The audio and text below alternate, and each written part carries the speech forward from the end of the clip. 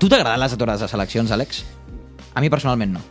A mi, un Mundial, una Eurocopa, tornejos d'aquests importants, sí, t'ho compro totalment. Ara, una aturada per fer la Nations League al tram final de la temporada on cada partit et pot suposar un títol, no, és que em sembla nefast que es facin aquest tipus d'aturades. A sobre, en els partits de seleccions, el que més mana sempre, o el que està manant últimament són les lesions. Per exemple, el famós virus FIFA, no? El virus FIFA. El partit, per exemple, de l'eliminatòria d'Espanya contra Països Baixos, Covarsí va tenir aquesta petita lesió que va evitar que jugués el partit d'Osasuna, a Girona avui sí que ha jugat uns minutets, o, per exemple, també hi ha hagut la lesió a nivell internacional d'Alfonso Davies, amb una lesió que el mantindrà bastant temps fora dels terrenys de joc, o també de Dayot Upamecano. Sí, és que sense comptar aquesta aturada, al Barça se li han lesionat, 14 jugadors en les últimes 14 aturades. Mare meva. Tots recordem les lesions de Gavi i Araujo com les més recents o les més, diguem, amb més impacte, però també va lesionar-se al setembre Fermín i també Pedri a l'Eurocopa. En fi, que jo com a culer cada vegada estic més en contra d'aquestes aturades, sobretot perquè ens roben mitja plantilla